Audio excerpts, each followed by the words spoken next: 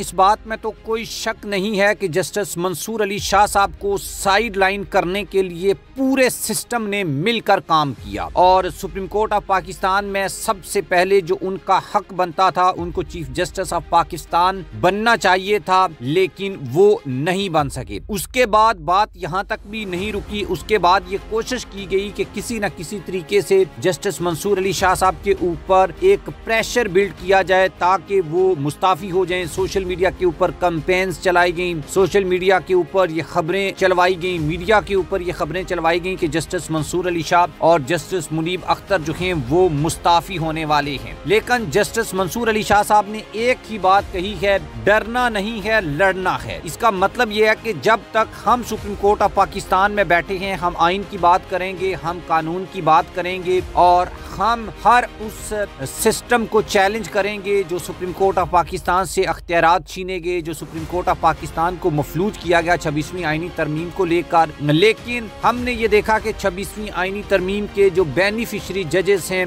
उन्होंने हमेशा जस्टिस मंसूर अली शाह साहब को साइड लाइन करने के लिए या उनके ऑर्डर्स और उनको उनके अहकामात मानने से किसी न किसी लेवल के ऊपर इनकार किया है और इसकी वजह से आज सुप्रीम कोर्ट ऑफ पाकिस्तान में एक क्राइसिस है और एक इस्तराब है, एक बहरान है। इस बहरान का क्या हल निकल सकता है और चीफ जस्टिस याहिया अफरीदी जो हैं उन्होंने इस चीज को लेकर क्या काम किया है और जस्टिस मंसूर अली शाह जिन्होंने अब शायद ये फैसला कर लिया है कि वो अपने मौक़िफ़ से बिल्कुल भी पीछे नहीं हटेंगे और वो काम वो करके रहेंगे जिससे सुप्रीम कोर्ट की आज़ादी जो है वो छीनी गई है। और जब सुप्रीम कोर्ट की आज़ादी बहाल होगी तो इसका मतलब ये है कि वो 26वीं आईनी तरमीम के बेनिफिशरी जजेस जो हैं उनके लिए बड़ी मुश्किल और बड़ी शिकस्त का सामना उनको करना पड़ेगा। इस हवाले से एक लेटेस्ट डेवलपमेंट आपके साथ शेयर करेंगे। आप हमारे चैनल को सब्सक्राइब कर लें, बेल आइकन को आपने लाजमी प्रेस करना है और कमेंट बॉक्स में भी आपने अपनी जो ओपिनियन है वो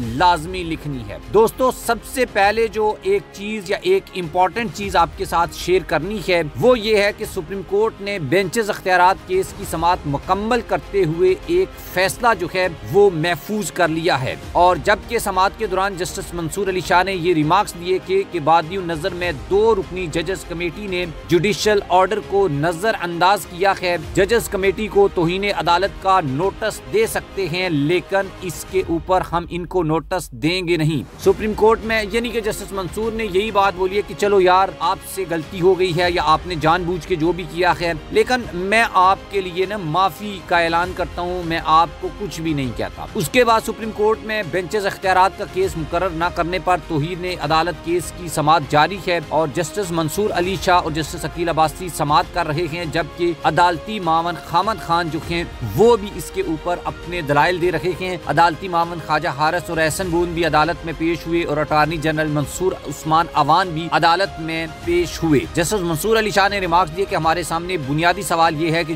जुडिशियल ऑर्डर की मौजूदगी में जजेस कमेटी क्या हमारा केस वापस ले सकती थी। खामद खान ने कहा कि कुछ जजेस को कम अख्तियारात मिलना और कुछ जजेस को ज्यादा अख्तियारात मिलना जो है ये सही बात नहीं है और ऐसा नहीं हो सकता। जस्टिस मंसूर अली शाह बोले कि ये सवाल अलग है, अगर हम आर्टिकल 191A की तशरीह का केस सुनते तो ये सवाल हम जरूर जो है उसमें इसको देखते और इसको सुनते भी और हमारे सामने जजेस कमेटी से केस वापस लेने का मामला है। जस्टिस मंसूर अली शाह ने रिमार्क्स दिए कि चीफ जस्टिस ऑफ पाकिस्तान और जस्टिस अमीनुद्दीन खान जो आईनी बेंच के सरबराह हैं वो जजेस कमेटी का हिस्सा हैं और बादियों नजर में 2 रुकनी जजेस कमेटी ने जुडिशियल ऑर्डर को नजरअंदाज किया है। अगर जजेस कमेटी जुडिशियल ऑर्डर को नजरअंदाज करें तो मामला फुल कोर्ट में जा सकता है। इस सवाल पर आप हमारी जो है वो मावनत करें। जस्टिस अकील अब्बासी ने कहा कि बाज़ाहिर लगता है कि इस मामले पर एक तो कंफ्यूजन है। जस्टिस मंसूर अली शाह ने कहा कि सुप्रीम कोर्ट रूल्स 1980 के तहत full court chief justice Pakistan बनाएंगे या कमेटी बनाएगी। क्या जुडिशियल ऑर्डर के जरिए फुल कोर्ट की तश्कील के लिए जजेस कमेटी को भिजवाया जा सकता है? अच्छा, मसला क्या है? मसला ये है कि जस्टिस मंसूर अली शाह ये चाहते हैं कि सुप्रीम कोर्ट ऑफ पाकिस्तान में जो भी मामला हैं ये फुल कोर्ट में जाएं और इसका कोई जिसे कहते हैं पायदार जो हल निकाला जाए। लेकिन चूंकि अगर ये फुल कोर्ट में चला गया तो फिर तो बड़े इश्यूज हो जाने हैं और बहुत सारे लोग जो 26वीं आईनी तरमीम के बेनिफिशरी हैं वो फिर शायद अपनी कुर्सियों पे भी ना रहें। इस वजह से दूसरी तरफ से ये कोशिश की जा रही है कि मामले को इधर तक ही रखा जाए।